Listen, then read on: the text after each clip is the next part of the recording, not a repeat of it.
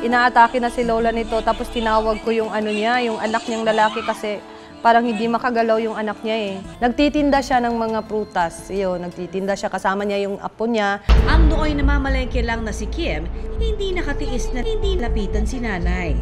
Kasi malakas si lola eh. Hinihila niya ako, matutumba kami.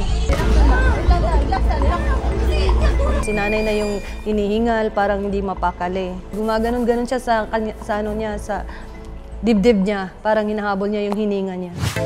Isang nursing aide si Kim at sadyang malapit sa kanyang lola. Kaya't hindi raw niya natiis na't hindi tulungan kaagad ang matanda. Lalo't minsan na rin daw itong nangyari sa kanyang lola. High blood kasi yung lola ko. Nung actually ngayon patay na siya. Dati pa po siyang inaatake ng ganon, like same lang po talaga sa sa nangyari kay lola doon sa kaya po. Same din yung hinahabol yung hininga, like hindi mapakalik, parang nagsi-seizure. Kaya yun, nakita ko talaga sa kanya yung lola ko. Kwento ni Kim, matindi raw ang init ng panahon noong araw na yon. Para sa akin talaga, nainitan talaga siya. Pinaupo ko, tapos pinisil-pisil ko yung ganito niya at saka yung inano ko yung buhok niya. Ayon sa emergency medicine physician na si Dr. Ralph Lawrence Dantes, may peligro raw sa kalusugan ang matinding init ng panahon. Sa background na si Mami, nasa work, nasa mainit na environment, lalo na sa panahon ngayon, sobrang init ng panahon, yung possibility o yung posibilidad na mag-develop siya ng heat stroke. Ang panginginig at paninigas daw ng katawan ni nanay ay maaaring senyales ng seizure.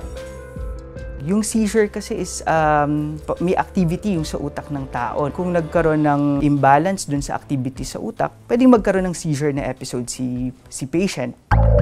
Ayon pa kay Doc, posibleng trigger daw ng seizure ang init ng panahon.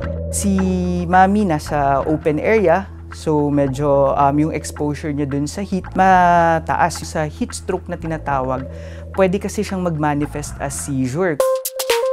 Meron daw kasing mekanismo ang ating utak para ma-regulate ang temperatura ng ating katawan. Kapag sobrang taas ng temperatura sa paligid, nawawala yung mechanism na yon o yung defense mechanism ng katawan natin. So ang tendency, nagkakaroon ng seizure attack din yung pasyente. Isang linggo matapos ang insidente, nakausap namin ang 69 anyos na si Nanay Rosalina. Siya ang nasa video. Mag-iisang buwan na talaga iniinda ko. Parang lagi masikip ang dibdib ko, ganon. Madali ako mapagod. Sa kabila ng edad at iniindang high blood pressure, nagtatrabaho pa rin sa palengke si Nanay.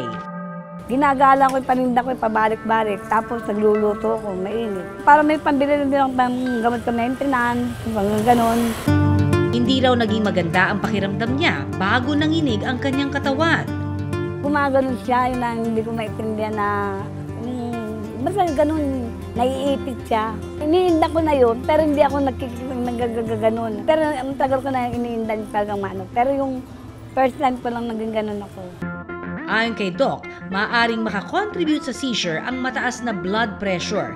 Pero sa kondisyon ni Nanay Rosalina, kailangan pa rin ng mas malalim na pagsusuri para matukoy ang dahilan nito. Ang isa kasing komplikasyon ng laging mataas ang BP, pwedeng magkaroon ng mga pagputok dun sa ugat. Hindi natin ma-associate directly yung mga maintenance medication niya na pag-inom ng para sa high blood at saka dun sa nangyari sa video. Again, maraming possibility na dapat kailangan natin i-investigate further. Paalala ni Doc sa mga ganitong insidente, iwasan daw ang pag-restrain o pagpigil sa panginginig ng katawan ng pasyente. Dapat hayaan lang natin yung pasyente na kung manigas, wag natin silang i-restrain or pigilan. I-make sure lang natin na safe yung pasyente. Ang pinakamainam daw na gawin, alalayan ang pasyente para maiwasang tumumba o tumama ang ulo at humingi ng tulong. Kung mukhang seizure ulit yung presentasyon ng pasyente natin, tapos bystander, i-assist natin yung pasyente. So kung nasa delikadong environment, tanggalin natin. Better na ilagay yung patient sa flat na safe na area. Hindi niya maitama yung ulo niya sa mga matitigas na objects or bagay. Kung mukhang seizure yung itsura, warranted na mabigyan ng medical na atensyon yung pasyente. Sa ngayon, patuloy pa rin inoobserbahan ang lagay ni Nanay. Huwag ka daw masyadong daw na baliwalain. Pero gusto ko pa rin magpa-check up. Laking pasalamat din daw niya kay Kim sa pag-alalay sa kanya. Maraming salamat sa kanya. Nataranta na kami silang lahat eh. Hindi na alam kung anong gagawin, di ba? Eh katulad nga, marami na natetepok dito sa lugar namin. Eh sana alam, natuluyan ako. Kasi nga, hindi na talaga ako makahinga nun, hindi na ako makakano. Eh kung hindi, wala naman mga alam ng mga tao rito kung paano ako tutulungan. Sa ganitong emergency case, para sa akin lang po talaga, like sa isip at sa puso ko lang talaga is kailangan ko tulungan yung lola.